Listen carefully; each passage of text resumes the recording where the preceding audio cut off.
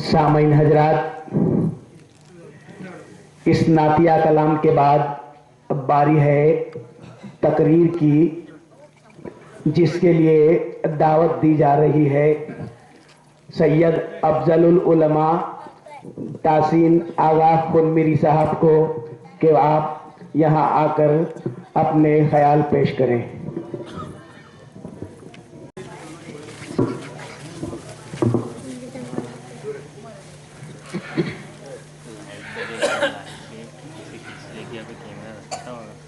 نحمد و نصلی علی رسولہ الکریم والمہدی الموعود علیہ الصلاۃ والتسلیم، اما بعد فقد قال اللہ تبارک و تعالی فی کلامہ القدیم والفرقان العظیم، اعوذ باللہ من الشیطان الرجیم، بسم اللہ الرحمن الرحیم،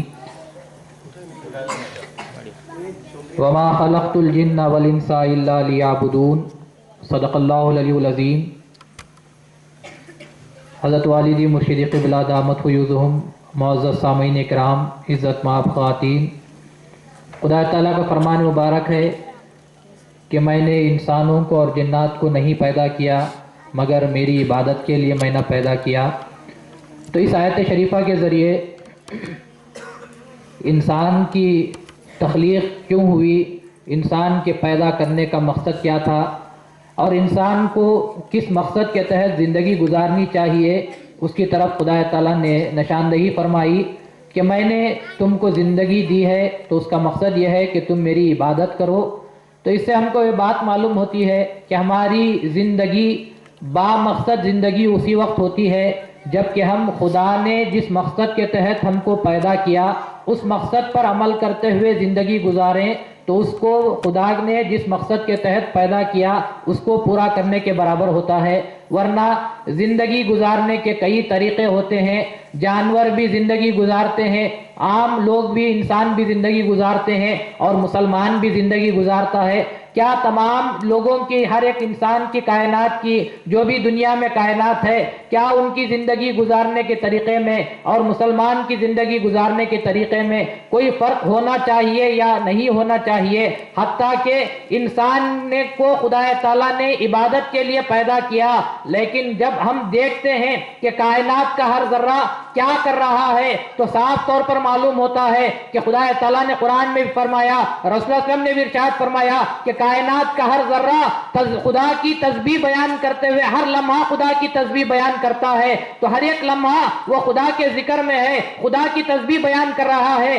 اب انسان کو خدا تعالیٰ کہتا ہے کہ میں نے انسان کو پیدا کیا ہے، جنات کو پیدا کیا ہے، تو میری عبادت کے لیے پیدا کیا، تو اب ہم کو ہمارا حساب کرنا چاہیے۔ کیا جس مقصد کے تحت خدا نے مجھے دنیا میں بھیجا ہے، خدا نے پیدا کیا، کیا میں خدا کا مقصد پورا کر رہا ہوں؟ ایک چیز ہم دکان سے، بازار سے لے کر آتے ہیں کہ ایک پنکھا بھی لے کر آتے ہیں، پنکھا لانے کا مقصد ہمارا کیا ہوتا ہے کہ گرمی کے موسم میں جب ہم کو گرمی محسوس ہو تو پنکھے سے ہم ہوا لینا چاہتے ہیں، ہم اس ماحول کو، کمرے کو ٹھنڈا کرنے کے لیے بازار سے، دکان سے پنکھا لے کر آتے ہیں۔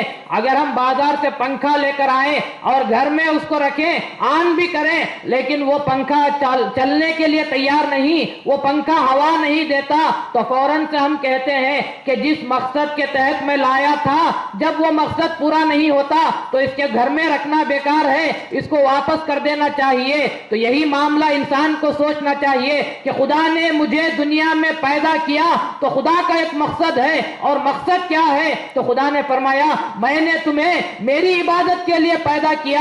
اب خدا یہی کہتا ہے کہ جو بندے میری عبادت کرتے ہوئے میری مقصد کو پورا کرتے ہیں، ان بندوں کو میں اپنے قریب رکھتا ہوں، مقرب کرتا ہوں، اور جو بندے اس مقصد کو پورا نہیں کرتے میں ان بندوں کو اپنی نظر سے دور کر دیتا ہوں۔ یہ جنت، یہ دوزخ کیا چیزیں ہیں؟ خدا کی نظر میں رہنا اسی کو جنت کے نام سے یاد کرتے ہیں، اور خدا کی نظر سے دوری اسی کو دوزخ کے نام سے یاد کرتے ہیں۔ ہیں.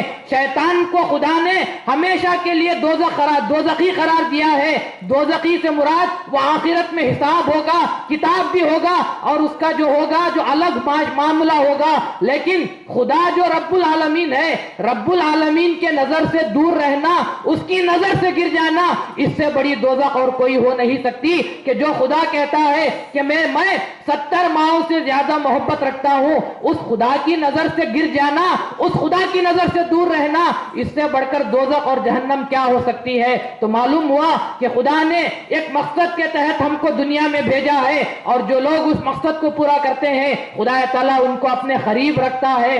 اب سوال یہ پیدا ہوتا ہے کہ خدا نے ہم کو دنیا میں بھیجا تو ایک مقصد دے کر بھیجا ہے.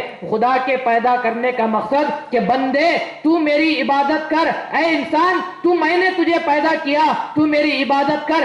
اس مقصد کے تحت خدا نے ہم کو, انسان کو, جنات کو پیدا کیا. اب ایک دوسرا سوال پیدا ہوتا ہے کہ ہاں ہمارا زندگی گزارنے کا مقصد, خدا کے پیدا کرنے کا مقصد خدا کی عبادت کرنا ہے. لیکن ایک سوال دوسرا یہ پیدا ہوتا ہے کہ عبادت کا مقصد کیا ہونا چاہیے. ہم عبادت تو کر رہے ہیں, لوگ جو عبادت کر رہے ہیں, عبادت کا مقصد کیا ہونا چاہیے. فوراً سے آپ کسی بھی جماعت کا کوئی بھی آدمی ہو, چھوٹا ہو یا بڑا ہو, آپ اس سے پوچھ کر دیکھو کہ عبادت کا مقصد کیا ہونا چاہیے, عبادت تم جو کر رہے ہو کس امید پر کر رہے ہو. فوراً سے یہی بے ساختہ یہی جواب ملتا ہے کہ ہم عبادت کر رہے ہیں کہ خدا ہم کو جنت عطا کر دے. تو کیا خدا تعالیٰ نے جن بندوں کو اپنی عبادت کے لیے پیدا کیا, اب وہ بندے پلٹ کر کہیں کہ ہم تیری عبادت کریں گے لیکن تجھے پانے کے لیے نہیں, جنت کو پانے کے لیے, تو خدا کہے گا کہ تم نے تو عبادت کا مقصد, تم نے تو زندگی کا مقصد پورا کیا ہے لیکن تم عبادت کا مقصد پورا نہ کر سکے. میں نے تمہیں میری عبادت کے لیے پیدا کیا, اب تم میری عبادت کرتے ہو اور بدلے میں جنت مانگتے ہو. اور جو لوگ جنت کے لیے دعائیں مانگتے رہتے ہیں اور یہ کہتے ہیں کہ ہمیں جنت چاہیے, ہمیں جنت چاہیے, کیا ان لوگوں سے آپ یہ سوال کریں جتنے پیغمبر آئے, کیا کسی پیغمبر نے کبھی یہ دعا کی تھی کہ اے میرے پروردگار تو مجھے جنت عطا کر دے؟ کیا رسول اللہ صلی اللہ علیہ وسلم نے کبھی یہ دعا فرمائی تھی اے میرے پروردگار تو مجھے جنت عطا کر دے؟ کسی پیغمبر نے جنت کے لیے دعا نہیں کی. اور یہ لوگ ایسے ہیں کہ رسول کے اسوے پر عمل کرنے کا دعویٰ, اور رسول نے جس بات کی دعا نہیں کی اس دعا میں پڑے ہوئے ہیں. اب اگر یہاں پر یہ سوال پیدا ہو کہ انبیاء کو جنت مانگنے کی کیا ضرورت ہے, وہ تو پیغمبر ہیں, ان کو تو ہمیشہ کے لیے جنت ہی ہے, تو یہاں ہم کو یہ بات سمجھنا چاہیے کیا پیغمبروں کو ہدایت کی ضرورت تھی؟ کیا پیغمبر تو وہ ہوتا ہے جو لوگوں کی ہدایت کے لیے آتا ہے, لیکن پیغمبروں نے ہدایت کی خدا سے دعا مانگی ہے, اے پروردگار اگر تو میری ہدایت نہ کرتا تو میں خاسرین میں سے, نقصان اٹھانے والوں میں سے ہو جاتا. حضرت ابراہیم علیہ السلام جن کو خدا تعالیٰ نے پیغمبر بھی بنایا, امام بھی بنایا, وہ ہستی کہتی ہے کہ اگر خدا میری ہدایت نہ کرتا تو میں خاسرین میں سے, نقصان اٹھانے والوں میں سے ہو جاتا. جب پیغمبروں نے ہدایت کی دعا کی, کیا پیغمبروں کو مغفرت کی دعا کرنے کی بھی ضرورت تھی؟ کیا پیغمبروں کو استغفار کرنے کی بھی ضرورت تھی؟ اگر وہ جنتی ہمیشہ کے لیے یقینی طور پر جنتی ہے, ان کو جنت مانگنے کی ضرورت نہیں. اگر یہ بات ہے تو پوچھ سکتے ہیں آپ, پھر پیغمبروں نے جو استغفار کیا ہے خود رسول اللہ صلی اللہ علیہ وسلم کے تعلق سے آیا ہے کہ دن میں 70 مرتبہ استغفار کرتے تھے, پھر ان کو استغفار کرنے کی کیا ضرورت ہے؟ تو معلوم یہ ہوتا ہے کہ پیغمبروں نے خدا سے وہی چیز مانگی جو خدا سے مانگنی چاہیے. پیغمبروں نے کبھی جنت نہیں مانگی, کیونکہ خدا تعالیٰ نے قرآن میں صاف طور پر فرمایا تم نیک عمل کرو بدلے میں تمہیں جنت دے دوں گا. نیک عمل تو ہوتا نہیں, فقط دعاؤں کے لیے ہاتھ اٹھ جاتے ہیں, جنت دے دو. جنت دعاؤں سے نہیں ملتی. خدا تعالیٰ نے صاف طور پر فرما دیا ان الذین آمنوا وعملوا الصالحات جو لوگ اللہ پر ایمان لاتے ہیں اور عمل صالح کرتے ہیں انہی لوگوں کے لیے میں نے جنتیں تیار کر رکھی ہیں. تو جب معاملہ صاف ہے کہ تم نیک عمل کرو جنت لے جاؤ، کیا نعوذ باللہ خدا وعدہ خلافی کرنے والا ہے کہ ہم نیک عمل تو کر لیں لیکن خدا یہ کہے کہ جب تک تم دعا نہیں کرو گے میں تم کو جنت دینے کے لیے تیار نہیں. خدا تو صاف طور پر قرآن میں 20 جگہ فرماتا ہے تم عبادت کرو، عمل صالح کرو، میں تم کو جنت تمہارے لیے بدلے میں دیتا ہوں. جب خدا نے کہہ دیا اب اس کے بعد یہ کہنا کہ ہم عبادت کر رہے ہیں، جنت کے لیے عبادت کر رہے ہیں، تو خدا تعالیٰ یہی کہتا ہے. خدا تعالیٰ نے قرآن میں کبھی یہ نہیں فرمایا کہ جو لوگ ایمان لاتے ہیں اور جنت کے لیے عمل صالح کرتے ہیں میں ان کو جنت دیتا ہوں، بلکہ خدا تعالیٰ نے صاف طور پر فرمایا تم نیک عمل کرو تمہارے لیے جنت مقرر کر دی گئی ہے. اس کے باوجود یہ کہنا کہ ہم عبادت کرتے ہی ہیں تو جنت کے لیے، اس تمام مسئلے کو حضرت رسول اللہ صلی اللہ علیہ وسلم نے ایک مرحلے میں ایک جملے میں آپ فرما دیا کہ آپ نے ہم کو بتایا کہ انسان کی زندگی کا مقصد خدا کی عبادت ہے، اور بندہ جب عبادت کرتا ہے تو اس کا مقصد کیا ہونا چاہیے. جب رسول اللہ علیہ وسلم نے فرما دیا کہ ان تعبد اللہ کأنک تراہ فإن لم یراہ فإنہ یراک، اگر تو عبادت خدا کی ایسی کر گویا کہ تو خدا کو دیکھ رہا ہے.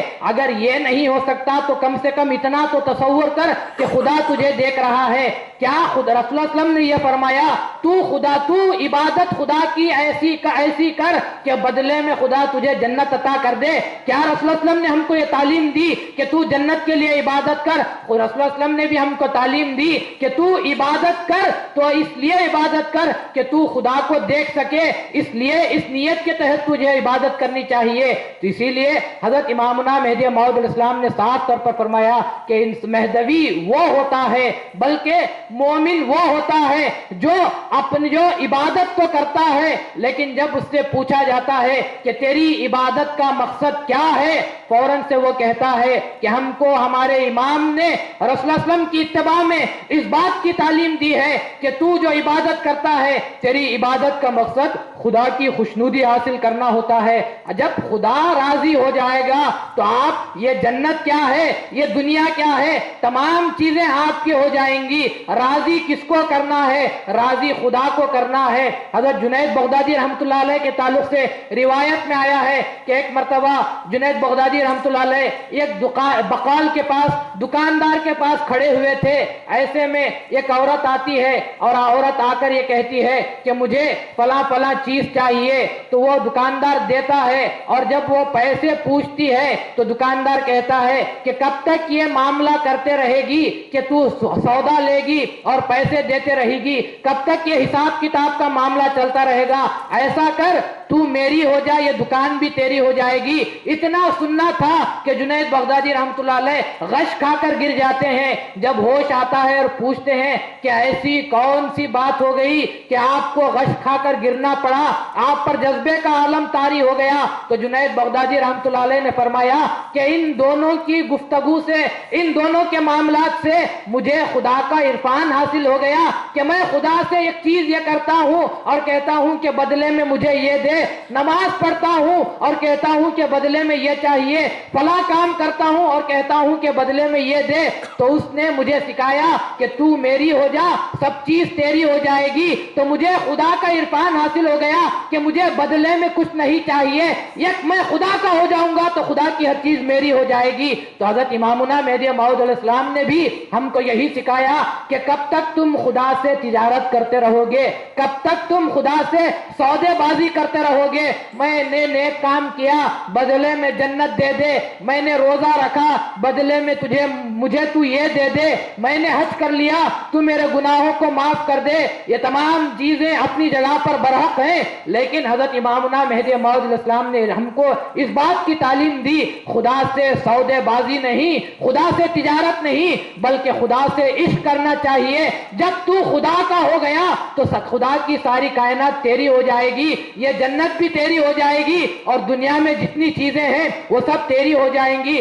اولیاء اکرام کے تعلق سے اور پیغمبروں کے تعلق سے ہم سنتے آئے ہیں کہ پیغمبروں کے لیے، اولیاء اکرام کے لیے دنیا کی ہر چیز غلام بن جایا کرتی تھی۔ درخت کو اشارہ کرتے، درخت اپنی جگہ سے چلنے لگتا، پہاڑ کو کہتے، پہاڑ اپنی جگہ سے ہلنے لگ جاتا، رسول اللہ صلی اللہ علیہ وسلم نے ڈوبے ہوئے سورج کو اشارہ کیا تو واپس پلٹ کر آ گیا۔ یہ تمام چیزیں کیسی ہو سکتی ہیں؟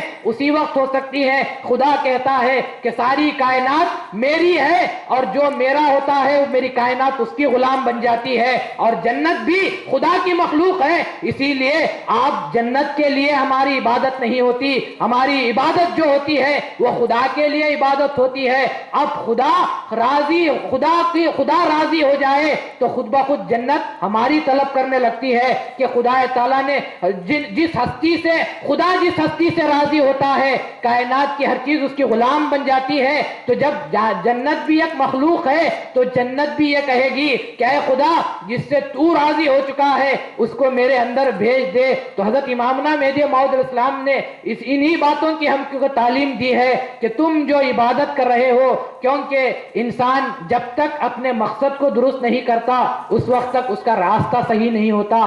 جب آپ اپنی منزل مقرر کر لیں گے کہ مجھے وہاں پر جانا ہے، تو آپ راستے میں لاکھ لوگ آ کر آپ کو کہیں کہ اس راستے سے چلے جاؤ تو آپ کہیں گے کہ مجھے میری منزل پتہ ہے، اس راستے سے جاؤں گا تو مجھے میری منزل مل جائے گی۔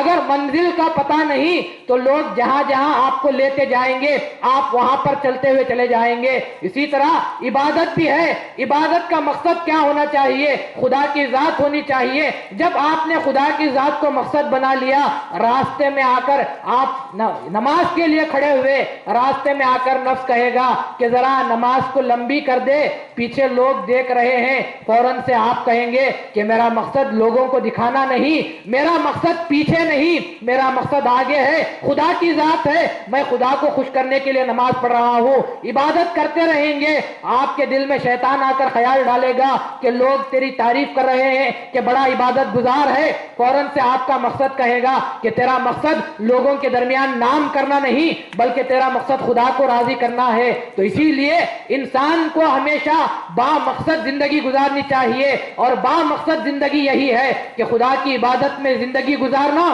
یہی با مقصد زندگی ہے۔ اور عبادت بھی ہوتی ہے تو با مقصد عبادت ہونی چاہیے، اور با مقصد عبادت یہی ہے کہ خدا کو خوش کرنے کے لیے، خدا کو حاصل کرنے کے لیے عبادت کرنا، اسی کو با مقصد عبادت کے نام سے یاد کرتے ہیں۔ اور حضرت امامنا مہدی موعود علیہ السلام نے انہی باتوں کی ہم کو تعلیم دی۔